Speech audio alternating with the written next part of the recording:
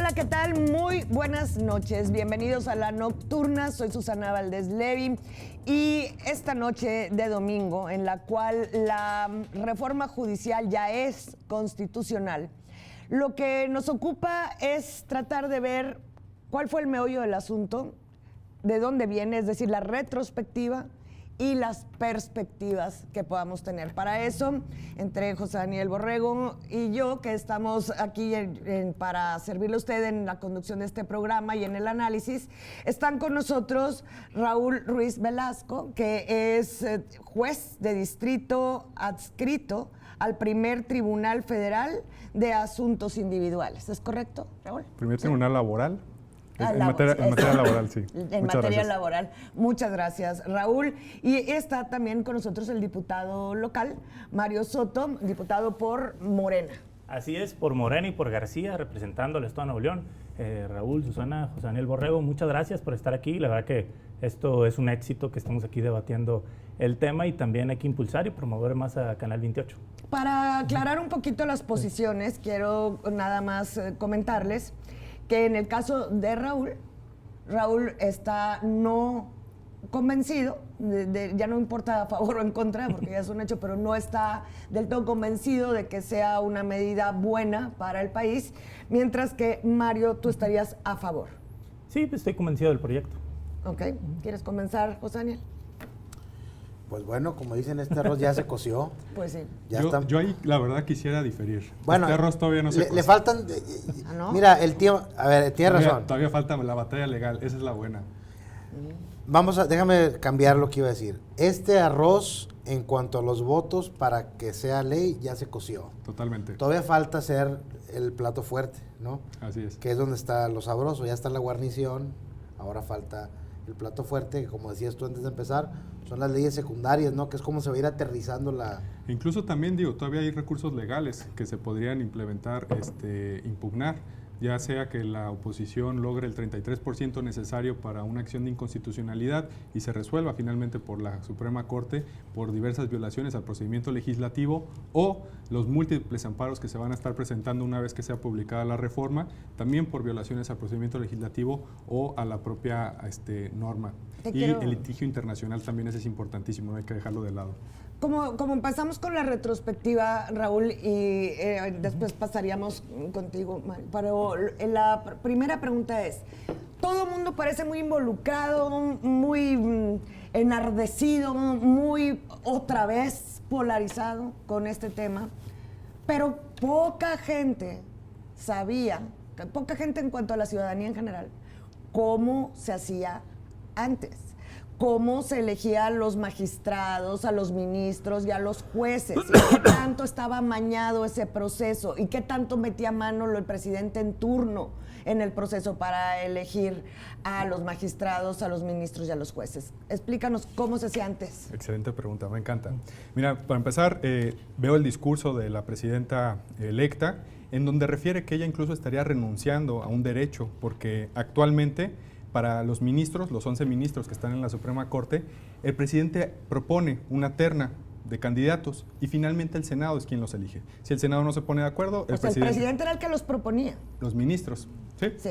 El presidente actualmente, se podría decir que los ministros de alguna manera sí están ligados a la política porque necesitaban acercarse con el presidente para que los propusiera y con los senadores para... Paréntesis. Entonces ahorita que tienen mayoría en el Congreso, si el presidente hubiera propuesto ministros, pues todos lo hubieran dicho que sí. Así es. Igual que pasó, nada más el problema... Se quitó poder entonces el Ejecutivo. Se quitó, sí y no.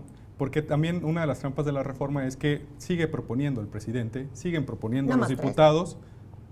Tres y tres, los diputados y los senadores y el Poder Judicial también. Nada más, volviendo a los ministros, actualmente sí, se propone así. Sin embargo, pues veamos las primeras designaciones que hace el presidente López Obrador, el ministro Alcántara Carranca y la ministra Ríos Fajar, que finalmente pues no votan a favor del proyecto que traía, y ellos los propuso él. Finalmente él nombra 5 ministros, después nombra a Loretta, nombra a Yasmín, nombra a Lenia. Ellos sí están con el proyecto que encabeza y pues básicamente votan todo a favor. Pero él nombró 2 ministros que no están de acuerdo con muchas de las propuestas, no todas, muchas de las propuestas que ha hecho el presidente. Pero bueno, eso es por el lado de los ministros. Pero el detalle aquí es que solo son 11 ministros. Y recordemos que el Poder Judicial Federal tiene más de 55,000 trabajadores. Entre ellos somos más de 1,600 jueces y magistrados. Y nosotros, jueces y magistrados, que somos muy diferentes a los ministros, llegamos por carrera judicial. Los ministros no necesariamente tienen una carrera judicial. ¿Y qué es eso de la carrera judicial? Pues es una escuela de jueces. Es como si estudiaras una carrera. ¿Cómo se adquiere? A través de estudio, especializaciones de una escuela federal de formación judicial, una universidad de jueces que hay, y vas escalando dentro de los puestos, desde el más bajo hasta el más alto. ¿Y no hay techos de cristal? Hay que romperlos, y de hecho se han hecho, la verdad es que Saldívar hizo grandes avances en su momento, ahorita está del otro lado, se podría decir así, pero incluso yo creo que Saldívar fue uno de los que nombró más juezas en su momento y trató de romper los techos de cristal. Y la verdad yo siempre trato de ser muy objetivo. Incluso Saldívar hizo, porque lo dicen que el Poder Judicial no se reforma, Saldívar hizo la última reforma al Poder Judicial, muy importante por cierto, en 2021, hace prácticamente 2 años. Entonces, constantemente nos estamos reformando y se está tratando de mejorar el sistema de justicia. Pero básicamente, a la pregunta que me hacías sobre cómo llegamos actualmente, llegamos por concursos de oposición. Aparte de ir escalando y la experiencia que te piden para llegar a esos puestos, tú tienes que concursar contra miles de abogados de todo México. Te pongo mi ejemplo. Yo concursé contra 2,000, entramos 2,000 al concurso para elegir a 20 plazas para hombres. Después de la primera etapa de los requisitos y documentos quedamos 900. Después del primer examen, que es un examen tipo Ceneval de opción múltiple de conocimientos, quedamos únicamente 40. Un filtro. Después de ese examen te dan un examen práctico, un expediente, un caso real, 500 hojas, lo tienes que leer completito en ese momento y redactarte una sentencia en una computadora completita de unas 30 hojas. Después sigue un examen oral, 3 sinodales, parecido al examen profesional de carrera. Sacas un tema de la UNA, lo expones durante 15 minutos, después te hacen preguntas durante 1 hora sobre ese tema o sobre cualquier tema de derecho y te dan tus resultados.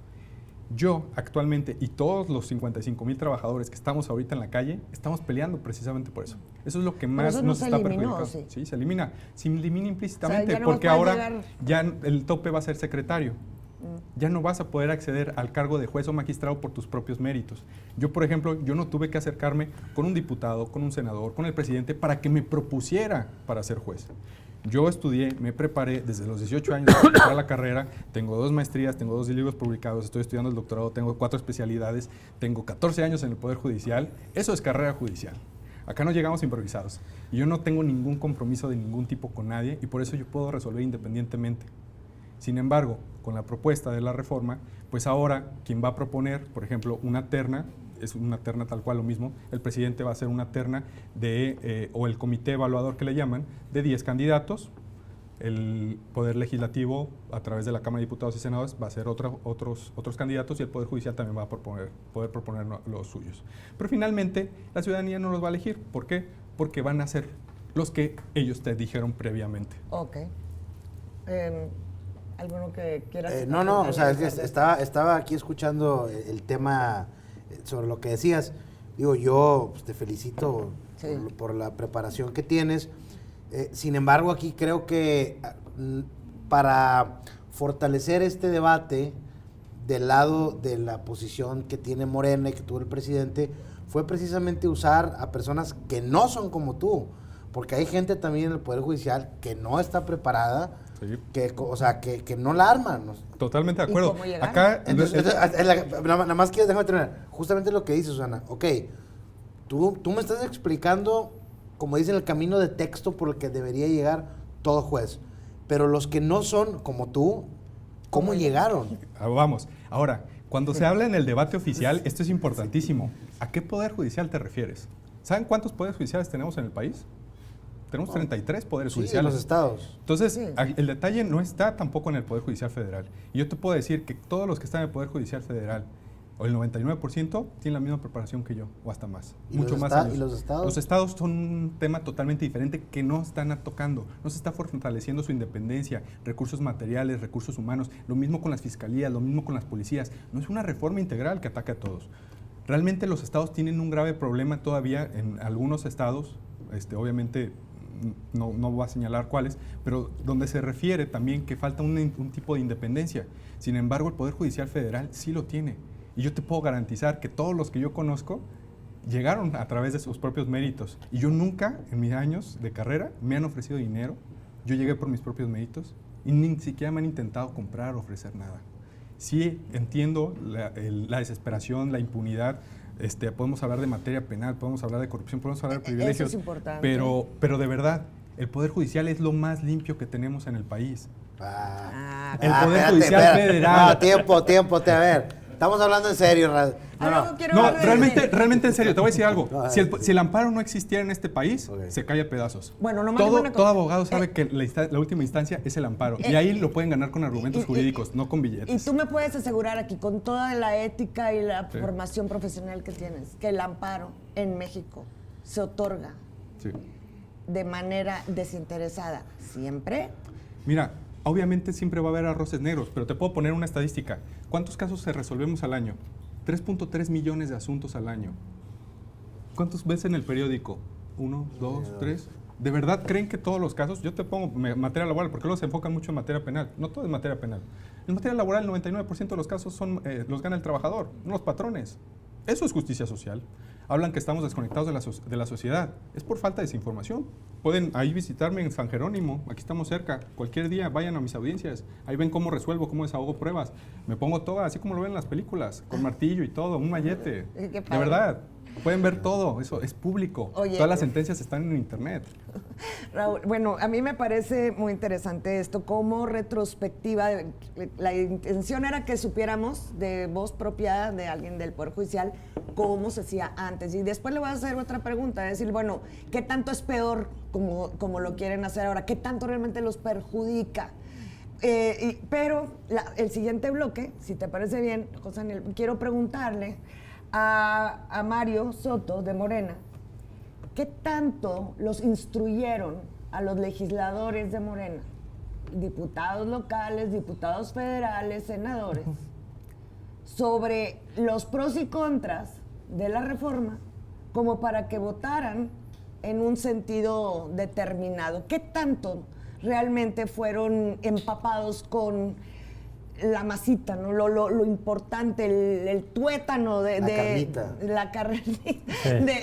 esta reforma, para que la comprendieran a tal grado, de manera que supieran que de ellos dependió toda esta resolución. Entonces, ¿te parece bien si claro. agarras ese tema? Sí. Muy bien, vamos a regresar después de esta pausa. Esto es La Nocturna. Claro.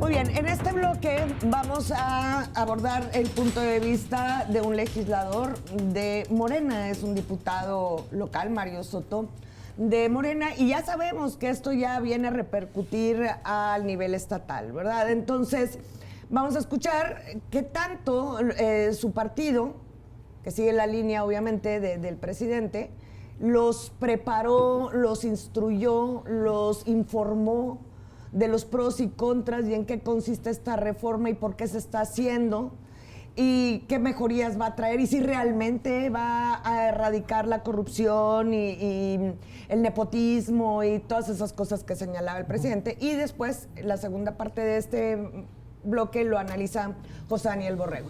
¿Te parece? Claro. Adelante. Sí, bueno, primeramente muchas gracias por la invitación. Sin duda el Plan C ya está dando sus frutos y ha traído muchos éxitos. El gran éxito del Plan C es que hoy en esta mesa estemos dialogando, debatiendo sobre temas del Poder Judicial, que en el pasado siempre, no quiero decir que estaban opacos o en oscurito, pero eran temas únicamente que los expertos hablaban, que los expertos opinaban, que los que tenían doctorado y una élite en el tema de abogados eran los que opinaban y conocían. Hoy, por el gran nivel de politización que está haciendo el presidente de la República, Morena, con la cuarta transformación, ya cualquier ciudadano habla de estos temas, conversa estos temas, analiza estos temas, ya está viendo cuál es el organigrama del Poder Judicial, qué es un ministro, qué es un magistrado, los jueces, y antes no. Ese es un gran nivel de politización y sin duda es uno de los grandes éxitos del Plan C y de la Cuarta Transformación. Recordemos por qué es el Plan C. Primeramente, en la legislatura del 2021 al 2024, Morena no contaba con la mayoría calificada y por lo tanto no se podían hacer cambios constitucionales.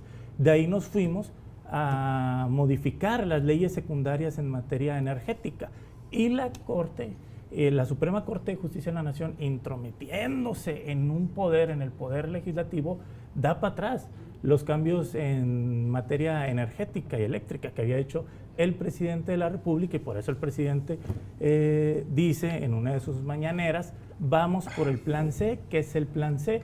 Tener mayoría calificada en el Congreso de la Unión para poder hacer modificaciones constitucionales en favor del pueblo de México. Y la primera y más importante son las modificaciones constitucionales a la reforma judicial, que el primer objetivo es democratizar el Poder Judicial.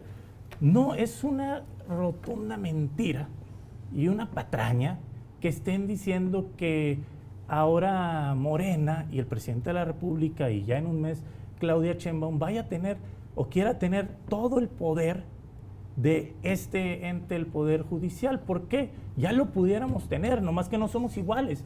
Ya lo comentó el juez Raúl, que lo explicó bien, que Claudia, tengo entendido que puede proponer 5 ministros, si ya tuviera mayoría. Y por mayoría en el Congreso, sí, y también ciertos magistrados, pero no somos iguales. Lo que queremos es que el pueblo se informe.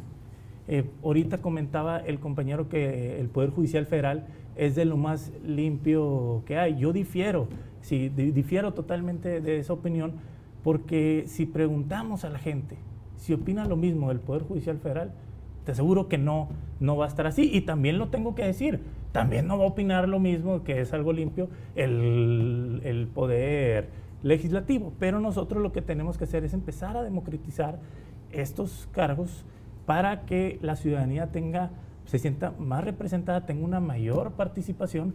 Ahorita hay una red de nepotismo y clientelismo, una red de nepotismo cruzado, muy ¿no? grande. O sea, tú me contratas a mi hijo, yo contrato dentro del Poder Judicial Federal. Hay alrededor de más de 7,000 casos de nepotismo. Ahora, ¿qué es lo que pero sí quiero hacer un énfasis en esto? No es que todo el Poder Judicial Federal estaba mal. Entiendo que hay sus excepciones, que hay gente muy preparada con doctorados y que hace una gran labor ahí. Nosotros no vamos a modificar eso, que la gente se prepare, que estudie, que pueda entrar a un cargo público, que es principalmente lo que queremos cambiar. Sí, Mario, pero luego van a llegar por política y no por mérito, y el asunto es que va a llegar el simpático y no el capacitado. No, pero a ver, seamos sinceros. ¿Ahorita no llegan por política? No, yo difiero totalmente. Ahorita los ministros, a ver, ¿cómo? Pero magistrados y jueces, hay que enfocarlo ahí. ¿Cómo llegan los ministros? No, porque también nos tenemos que ir a las altas cúpulas. Está bien, váyanse a las altas cúpulas, pero magistrados y jueces. Los ministros no entran a quién los propone. ¿Cómo los propone? No me puedan decir que ese es un proceso democrático. De hecho, es una democracia indirecta. Es una democracia indirecta, pero lo que nosotros queremos es una democracia directa. Ese es el gran proyecto de la Cuarta Transformación. Es por eso que también abrimos sobre el tema de consultas populares, asambleas, plebiscitos. Un gran sueño que tenemos es que en el estado de Nuevo León cada vez más la ciudadanía pueda elegir sobre presupuesto participativo. ¿Sobre qué se hace? Yo lo que quiero decir es que no le tengamos miedo al pueblo. No le debemos de tener miedo al pueblo. El pueblo ha tomado grandes decisiones. Una de esas es Benito Juárez, que fue... A los amigos justicia y gracia, y a los enemigos la ley. Pero también, yo estaría de acuerdo. Nomás déjame terminar la idea. Eso es lo que tenemos. ¿Y por qué me refiero a Benito Juárez? Porque él fue magistrado por votación popular. Eso es lo que debemos de ver, que esas grandes decisiones toma el pueblo. Por ejemplo, Yo soy diputado local y gané en un distrito local de García. Yo me puse a hacer campaña. Claro que mucha gente votó por mí porque representaba a Morena, pero eso, el hecho de que el pueblo me elija para llegar a un cargo público, no quiere decir que tengo un cheque en blanco. Yo muy probablemente, y no quiero cometer actos anticipados de campaña, pero muy probablemente, si la vida me lo permite, en 3 años, pues tengo el derecho de buscar otro cargo, reelegirme. Y ahí es donde la ciudadanía va a elegir.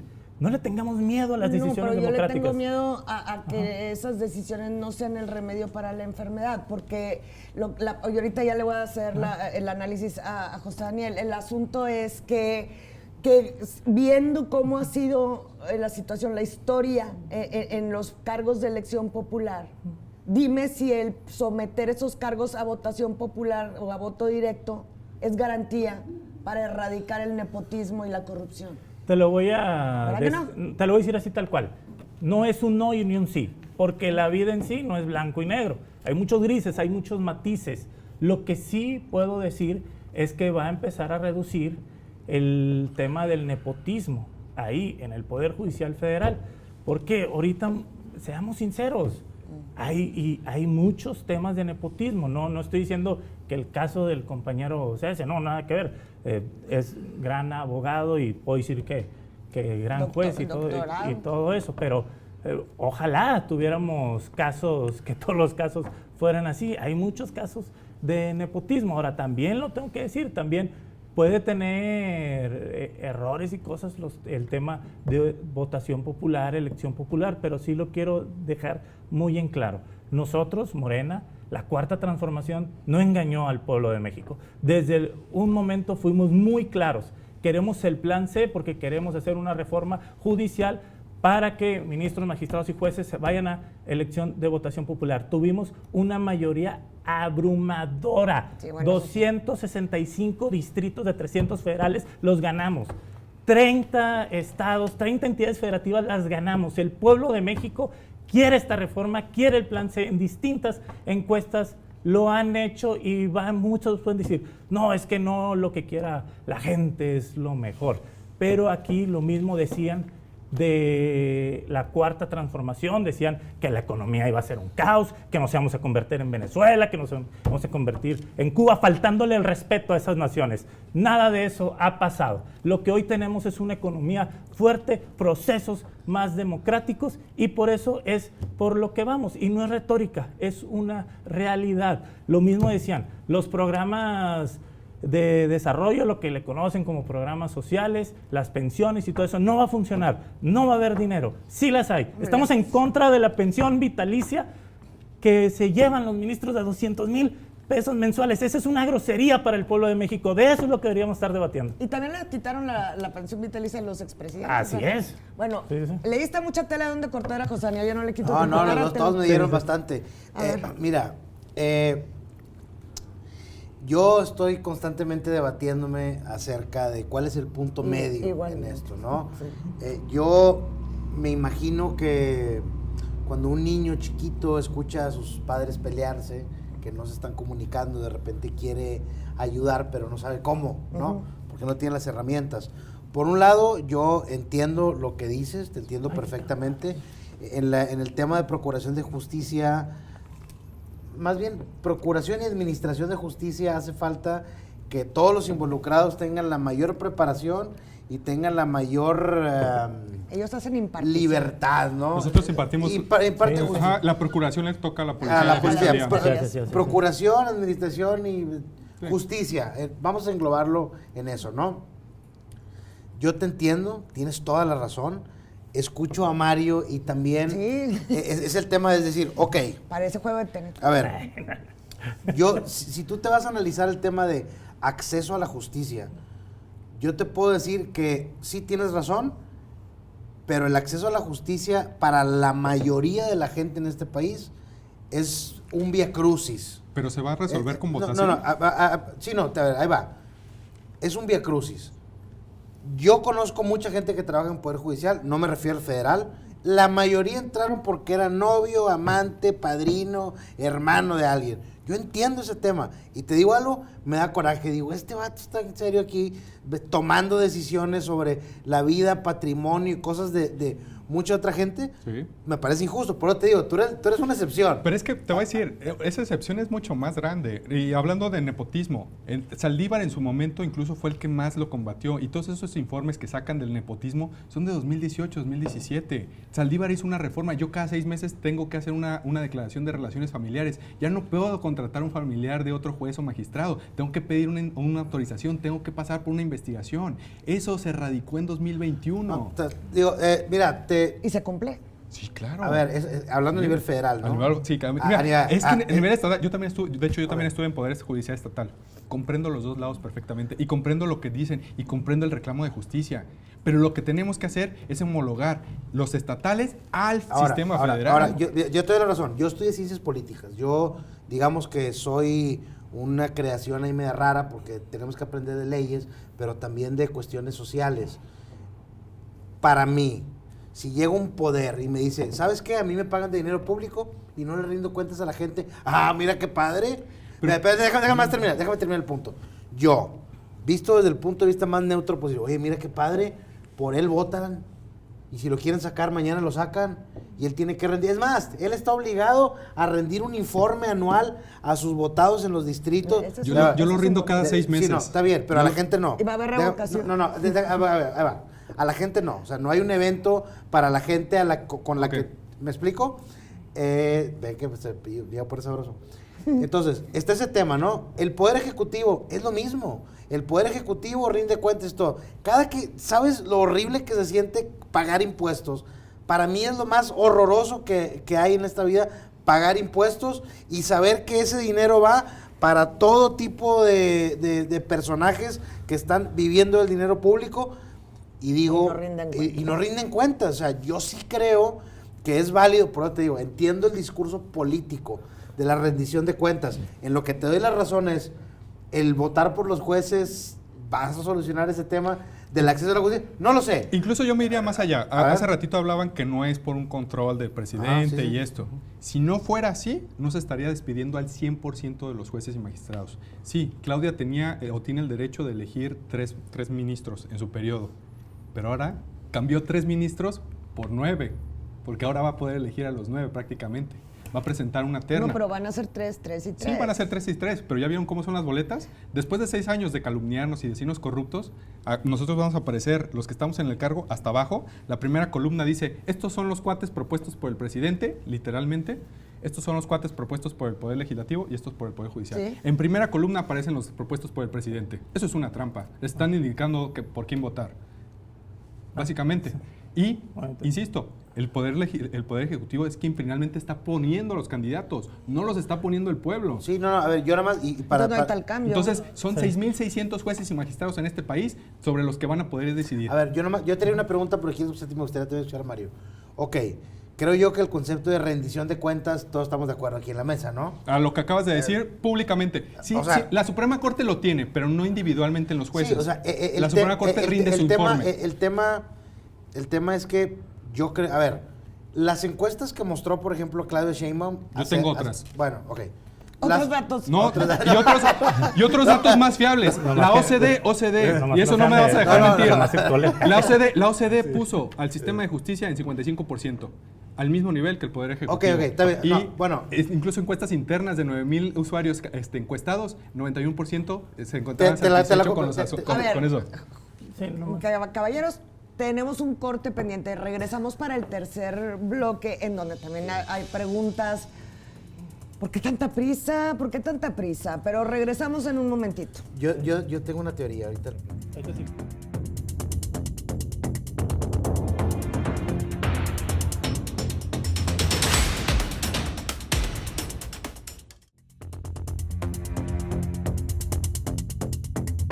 Estamos en el tercer bloque de la nocturna hoy domingo. Aquí con nosotros, para recordarles, está Raúl Ruiz Velasco. Él es juez, para no hacer todo el título tan largo, es juez federal. Sí. Y está en contra, no a favor, no convencido del beneficio. Reforma sí, pero no así. Oh, eso, me encantó esa frase que decías. Y aquí está también Mario Soto, que es legislador, es diputado local por Morena y está, obvio, por su linaje de partido a favor. Por mi identidad con la Cuarta Transformación. Ay, güey. Órale, bueno, así suena más elegante. La cosa es que vimos, no quiero usar alegorías que pudieran resultar de mal gusto, pero pues nos pusieron la reforma, parece que de manera muy precipitada, muy rápido, muy órale, aquí, ya, ahorita sí. Y como que no nos dio tiempo de pensar, de analizar, siendo que en la mayoría en el pueblo me atrevo a decir que no sabíamos ni cómo era antes para saber si lo que nos están proponiendo ahora va a ser realmente mejor. Entonces, y nos van a poner la responsabilidad de tener que votar por personas de las que incluso desconocemos cuáles son las características básicas de sus funciones, qué hace un magistrado, qué hace un ministro, qué hace exactamente un juez federal, qué pasa cuando eso se traslada a los estados. Y sin embargo, ya 21 estados de la República aprobaron la reforma. Prácticamente ya todos. Ya los 24 que tenían. Pues, y son los mismos que tienen gobiernos de Morena, ¿sí? Ahora, dos razones, y les decía hace rato, que se me ocurre por lo cual hubo tanto apuro. Una, el presidente Andrés Manuel López Obrador, que es el presidente saliente, quiso asumir él el costo político de implementar esta reforma, que sabemos polarizó otra vez al país. O dos, que sabía que si Claudia Sheinbaum, que había mostrado ya señales de querer irse más pianito, más despacio, hubiese hecho esto, sí, pero con algunos cambios y modificaciones con las que el presidente quizá no estaría de acuerdo. Entonces, yo pago el costo político que al cabo ya me voy. ¿Qué opinan ustedes de esto? ¿Qué te gustaría decir? ¿Quieres empezar tú? Nomás quiero traer otra vez a la mesa un tema que comentaba acerca de las votaciones. Falta todavía las leyes secundarias, sobre todo las leyes secundarias, porque se tiene que modificar el EGIPE. Y también se tiene que modificar ciertas normas y lineamientos, porque los que van a ser candidatos a distintos cargos del Poder Judicial, pues no van a tener acceso a presupuesto público, pero sí a tiempos en radio y televisión, y falta todavía eso y en esos lineamientos. Y ahora yo sí quisiera dejar esto en claro. Falta todos los lineamientos para que y puede cambiar, se determinen los lugares en la boleta, pero un lugar en una boleta, si está abajo o está arriba, no garantiza absolutamente nada de un triunfo y una derrota. Lo digo con conocimiento de causa. Actualmente las boletas que te dan cuando vas a votar por alcaldes, presidentes, así, las que conocemos, pues Morena viene hasta abajo en el tema federal, porque fue el último partido que se formó, el más nuevo, vaya. Y por eso viene hasta abajo. Y pues la gente cuando identifica, pues ahí te vota. Es por eso que yo veo un tema que no trasciende del todo en el tema de la ubicación, en la boleta. Y también pues sería muy bueno, y yo creo que sería una gran aportación que los ministros, magistrados y jueces, que sean personas preparadas, ya dicen ahí que tienen que sacar buenas calificaciones, más de 8 y más de 9 en materias especializadas en el tema. También, aparte, bueno, yo, por ejemplo, salí con 8.2, pero... Bueno. 9.4 mención honorífica. Y 8.2 becado jugando fútbol americano. Ah, bueno, pero en eso si eras bueno o eras banca. No, en el fútbol americano tengo que presumir que fui 4 veces selección nacional. Ah, muy bien. Sí, también fui entrenador de los Borregos Salvajes. Pero el tema aquí, a lo que voy, el planteamiento inicial, que eso sería muy bueno, y sé que en eso no van a estar de acuerdo conmigo, en asambleas populares, explicando qué hace un juez, qué hace un magistrado, qué hace un ministro. Eso sería muy bueno, no queremos votar así, porque también daría un nivel de conocimiento muy grande, que ayudaría mucho. O sea, no todo, como yo siempre he dicho, cuando hay cosas que se pueden perfeccionar, pero tampoco no podemos caer en la generalidad de decir que todo es malo. Ahora, regresando a tu pregunta de los tiempos, que si es para algunos, sobre todo para el PAN, para los senadores del PAN, puede parecer, el argumento que ellos manifestaban en las Comisiones Unidas, era que no habían tenido tiempo de leer el dictamen, un dictamen de 44 páginas que, pues digo, yo creo que en un día o dos lo puedes leer con conocimiento. Pero analizarlo, consultar a sus asesores. Ahora, eso es a lo que voy. No es nomás leerlo en el baño. El tema es que el presidente propuso una reforma, aunque ha habido distintos cambios desde febrero, y toda la campaña de Morena estuvimos hablando del plan C. Incluso el norte publicó al día siguiente de la elección del 2 de junio que Morena obtiene su mayoría calificada en el Congreso, va por la corte. Así era el título. Y claro que el norte pues nunca nos ha querido y pues le mete jiribilla, pero va por el plan C. Y si vamos a suponer que no habían visto noticias, que pues fueron candidatos muchos de ellos y políticos que ven noticias todos los días, vamos a suponer que no se enteraron, que nadie les dijo que iba a haber una reforma judicial.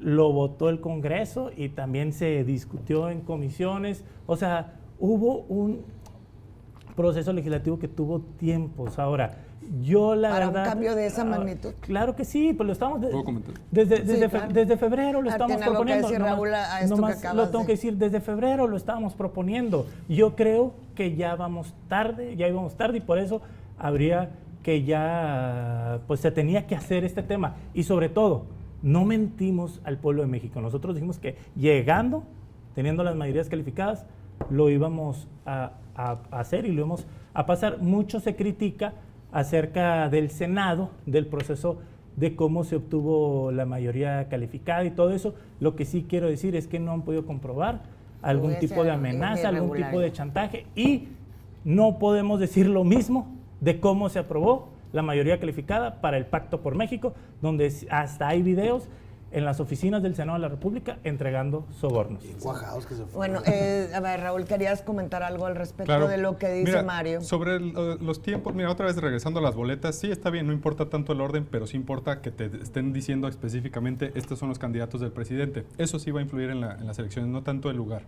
En segundo término, respecto a la prisa, yo sí siento que hizo falta. Le podría preguntar al diputado. ¿Hizo falta tiempo? Tiempo para discutirla, claro. Realmente fue una reforma hecha al vapor, no se tenía conocimiento de cómo funciona el Poder Judicial. No quisiera exhibir, obviamente, pero ¿de verdad saben cuántos jueces y magistrados hay en el país? ¿Cuántos candidatos va a haber el próximo año? ¿Saben cuántos asuntos resolvemos al año? ¿Saben cuántas horas dedicamos a cada uno de los asuntos? ¿De verdad se pusieron a analizar cómo se va a implementar en los transitorios? ¿Saben por qué? Quisiera que me explicaran, y ahorita lo que me diga el diputado por qué no hicieron una reserva. ¿Saben que a la Ciudad de México le están dando un trato preferencial que no se lo dan a los juzgados federales ni tampoco a los estatales? Y se me hace raro que Nuevo León no hayan puesto una reserva en ese sentido para decir, oye, nosotros también queremos eso, ¿por qué nada más a la Ciudad de México? Y vamos a explicar tema por tema. En primer lugar, 6,600 jueces y magistrados en México, más de 6,600. 6 candidatos por cada uno. Te da más de 40,000 candidatos para el próximo año y para 2027. 20,000 y 20,000. ¿Cuánto va a costar esa elección? Nos van a dar tiempo para radio y televisión. ¿Cuántos segundos me van a tocar? No, pues nos vamos a sacar. ¿Cuántos debates vamos a tener debates? Para eso son las leyes. Está bien. La ley secundaria. ¿Cuánto van a durar 60 días las campañas? En 60 días voy a tener tiempo para cuántos para segundos. Evaluar. O sea, ¿cuántos debates vamos a poder ir a esos 20,000 candidatos? O sea, pues lo escalonado no se me hace como que muy viable. Va a haber observadores. Ustedes tienen observadores en las casillas. ¿Cuántas casillas va a haber? Te van a dar... O sea, ¿cuánto va a costar? A ver, pero más aún, ¿cuántas boletas? A ver, una para ministros, otra para magistrados electorales, otra para el tribunal o el órgano de administración. Nos van a tapar de boletas. Te van a dar más o menos unas 30 boletas cada una con 80 nombres. Espérate, ¿cuántas urnas vas a ir? ¿Estás acostumbrado a que sean 6 urnas? ¿Cuántas urnas vas a tener en la casilla? ¿Cuántas casillas se van a abrir? ¿Puedo tener observadores electorales en cada una de ellas para verificar que efectivamente se... Y luego nadie se mueva. Los 20,000 candidatos vamos a tener observadores... ¿Sí? ¿En serio? ¿De verdad? Bueno, ok. No es práctico. No es nada práctico. 3,000 nos piden debates y todo. ¿Saben las cargas que tenemos? Si dividiéramos Poder Judicial Federal, 1,200,000 asuntos en 2022, somos 1,600 jueces y magistrados federales. Si dividimos eso entre los jueces federales, acortamos las 8 horas de trabajo que ya no tendríamos al día, tendríamos en una jornada normal de 8 horas, de lunes a viernes de un funcionario público normal, descontando vacaciones, 2 horas y media por asunto. 2 horas y media por asunto. Y sin tiempo para estudiar nada. ¿En qué momento vamos a hacer campañas? ¿Qué tipo de campañas vamos a hacer? ¿Qué puedo prometer en las campañas? ¿Qué le voy a decir al electorado? De verdad, hizo mucha falta. Y volviendo al tema de la Ciudad de México, ¿sabían que dicen que vamos a estar en elecciones cada 9 años? O sea, cada 9 años se va a reformar por completo casi, o hay una probabilidad del 50% del Poder Judicial. ¿Cada 9 o cada 12? Cada 9 años. Los ministros son diferentes. Los ministros son 12 años. Magistrados y jueces cada 9 años. Pero curiosamente, poderes judiciales locales también se replica a nivel federal. Pero en la Ciudad de México, ellos sí tienen estabilidad laboral. Y nadie ha hablado de eso. Acá, por ejemplo, que el diputado nos explique por qué en Ciudad de México, que su presidente del Tribunal Superior de Justicia es el magistrado Guerra y que se decantó a favor de la reforma en contra de su base trabajadora y en contra de muchos otros tribunales, por qué ellos después de los 9 años son ratificados y son inamovibles. A los federales nos están sometiendo a elecciones cada 9 años, a los estatales en Nuevo León también van a ser cada 9 años, pero a diferencia, Ciudad de México, una elección de 9 años y queda ratificado de por vida. Wow. Eso les destruye todo su discurso y comprueba un pacto que hicieron con el presidente del Tribunal Superior de Ciudad de México. Mira, yo creo que aquí puedo... A ver, para entender lo que está pasando hay que, creo yo, digo, te escucho y me hace sentido lo que comentas, qué bárbaro. pero también hay un argumento que yo puedo entender en el sentido político.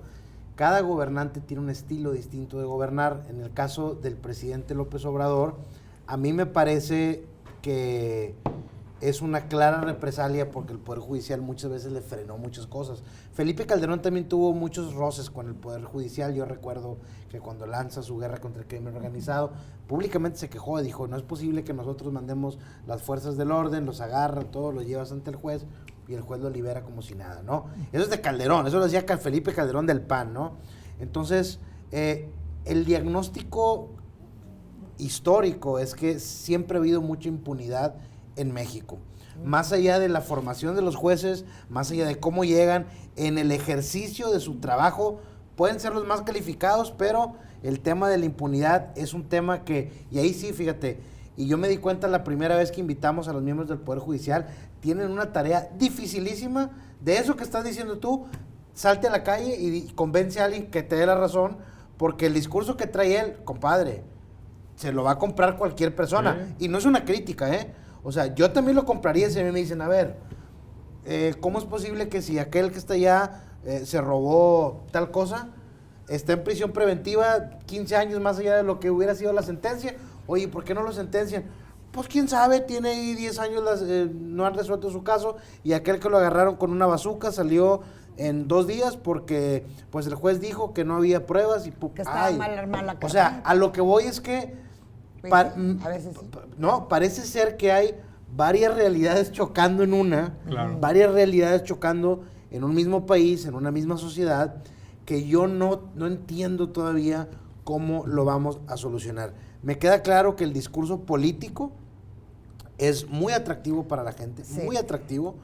El tema, el académico, digo, a ver, sin insultar a la mayor parte de la gente, el académico es más atractivo para gente también con estudios universitarios, por ejemplo. Pero también no todo es materia penal. No, claro. Es el 19% de la carga de trabajo. Yo me refiero al tema penal porque México es un país que tiene años entre balazos, matazones, crimen organizado. Ahí es un tema penal. Es la cárcel. ¿No? Ahí es un tema penal. Es cárcel y castigo, ¿no? Crimen y castigo. Sí, de eso estoy. Sí, pero a mí lo que me llama la atención es, ok, ¿cómo lo vamos a solucionar? Fíjate, y antes de entrar aquí al aire lo hablábamos. Cuando llega, y ahí te voy a hacer una pregunta que está sabrosa, ¿no? La dejamos para el siguiente bloque, pero hazlo para que la conteste. Haz la pregunta. Si quieres que hable él y entrando yo le pregunto. Yo nomás quería, hablando, en este tema que voy a decir me voy a referir exclusivamente a ministros, magistrados y jueces. El tema, ojo, no voy a hablar sobre la base trabajadora del Poder Judicial de la Federación y también de los poderes judiciales locales. Me estoy refiriendo únicamente a ministros, magistrados y jueces. Ahorita comentabas, que así lo entendí, si no, corrígeme, por favor, que tú tienes una jornada laboral de 8 horas. No, de hecho es mucho más, bueno, pero si atendiéramos a la jornada de 8 horas, solo tendríamos 2 horas y media. Ese es el punto al que voy. Aquí el tema, ¿cuál es o sea, sé que el espíritu del poder es distinto, pero al final del poder legislativo y el poder judicial, el poder judicial pues es la impartición de justicia, resolver controversias, y el legislativo es la creación y modificación de leyes, principalmente, que se ha desvirtuado un poco, pero yo aparte de estudiar las leyes o exhortos y puntos de acuerdo que voy a ver en el Congreso del Estado, también estoy obligado a ir con la gente y explicarle qué es lo que estoy haciendo, y quien diga que la gente no entiende, pues es porque no conoce al pueblo y no ha ido. En realidad... Voy a hacer una pausa. Yo no termino con esto, yo termino con esto. Yo me sorprendí totalmente en esta última campaña del nivel político que tenía la ciudadanía cuando íbamos a sus casas. Yo creo que alto, esto bajo, medio. muy alto en realidad, y te cuestionan y te dicen. Yo creo que esto va a abonar al conocimiento. No le tengamos miedo a dialogar con el pueblo, es algo muy bueno. Vamos a una pausa, volvemos con el cuarto y último bloque. Vamos a tratar de alcanzar conclusiones, tanto Raúl desde su argumento como Mario desde su argumento, y concluimos con un cierre de análisis de José Daniel Borrego. Volvemos.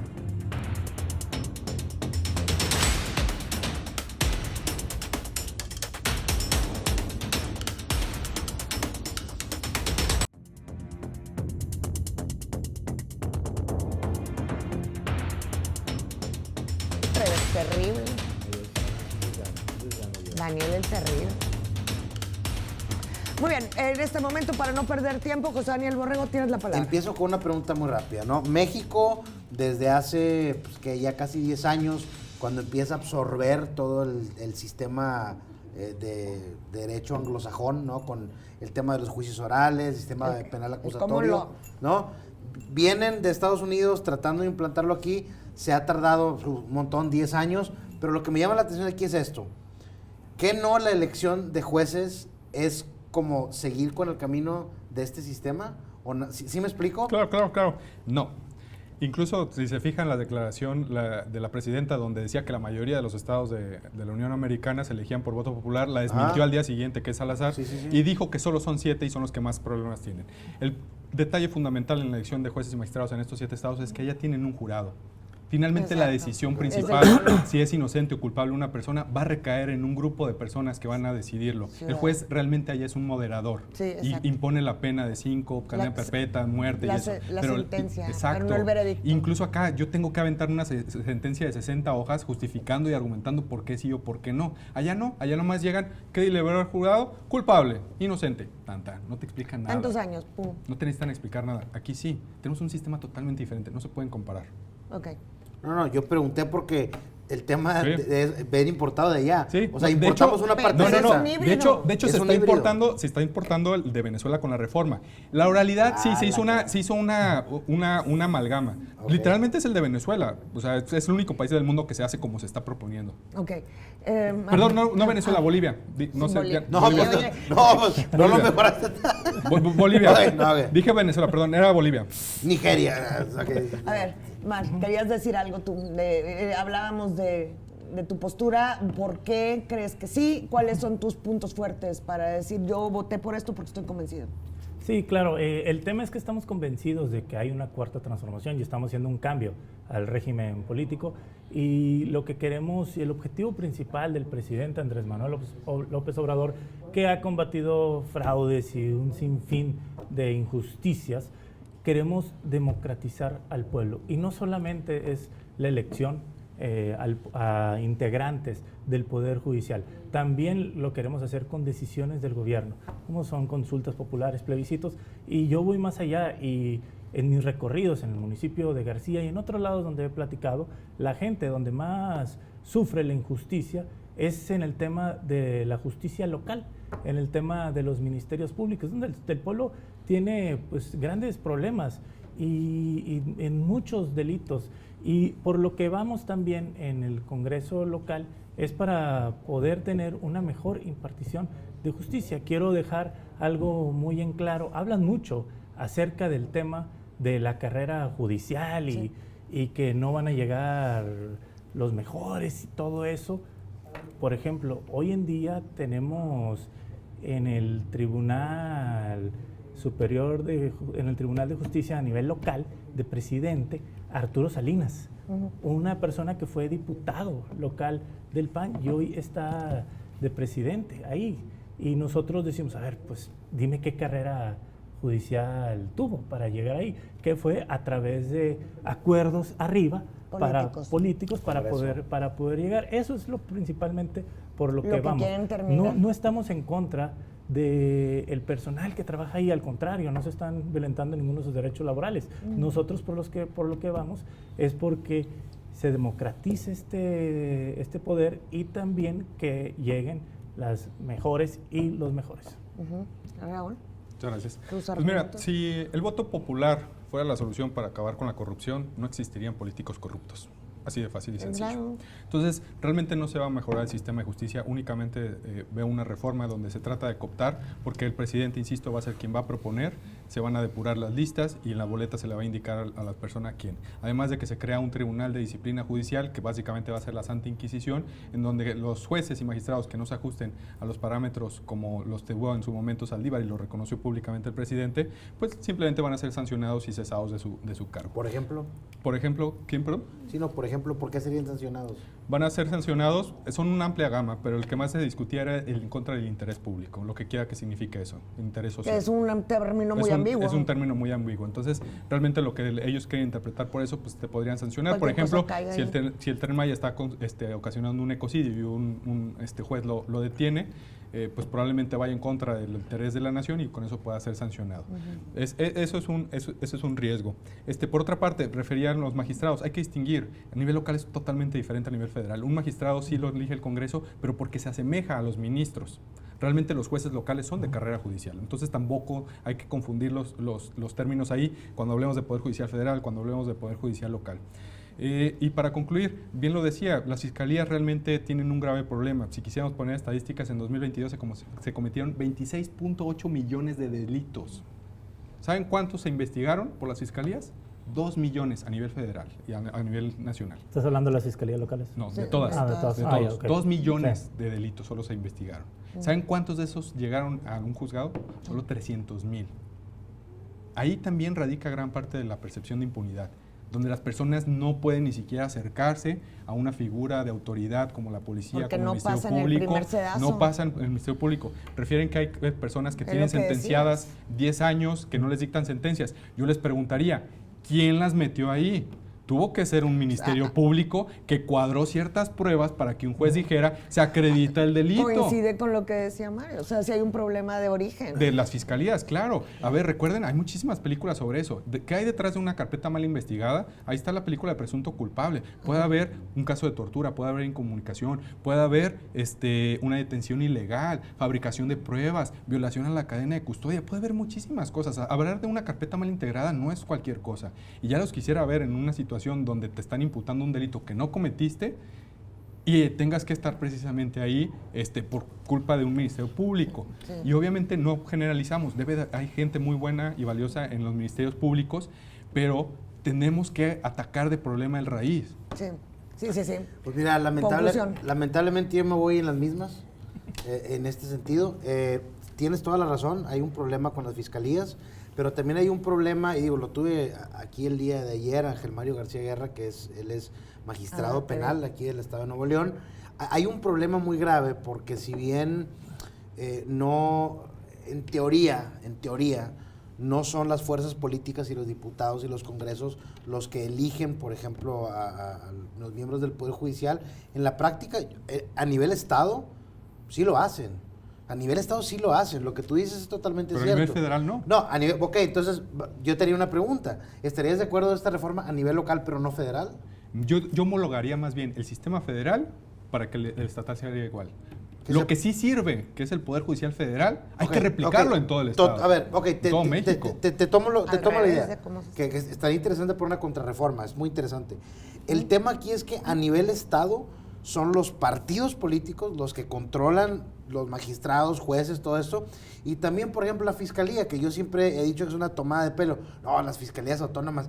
¿Cómo van a ser autónomas si las ponen los diputados, hombre? Eso no es una autonomía real. Sí. O sea, ahí tenemos un grave problema. Ahora, y esto hay varios reportes de eso, tú te vas hasta el fondo de todo y lo que le llega a los jueces, volvemos al tema penal porque es lo más escandaloso, está en el informe policial homologado, que no saben ni cómo llenarlo a veces los policías. O sea... Hay que hacer una carrera policial, se una carrera ministerial. o sea, Aquí en Nuevo León sí hay un poquito mejor. Sí, hay un de poco... capacitación en Sí, ese sentido. sí hay. De hecho, yo Damos la mejor policía en México. conozco bien este tema a Fuerza Civil, claro, hasta el mismo Calderón le echó muchas flores, ¿no? Al sistema de la Policía Estatal Acreditable se les llama.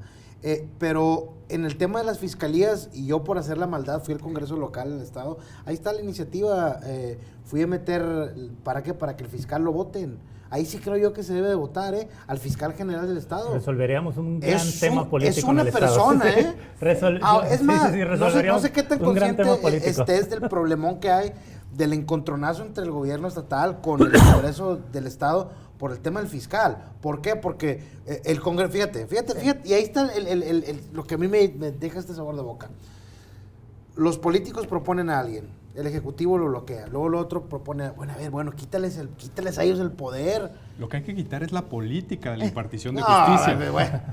Digo, eso creo que eso solucionaría bastante. Sí, bueno. Cuando la política y la justicia se mezclan, no termina bien. Chicos, se nos acabó el tiempo. Las malas prácticas de la justicia. Las malas prácticas. De la politiquería. política. Pero portarse mal en la naturaleza de la gente. Bueno, Susana, pues. yo lo que quisiera antes de concluir es que lo que me deja en mejor estado, digamos, de conciencia es saber que en ambas partes hay personas inteligentes, con argumentos bien planteados, con premisas sólidas, con conclusiones fuertes.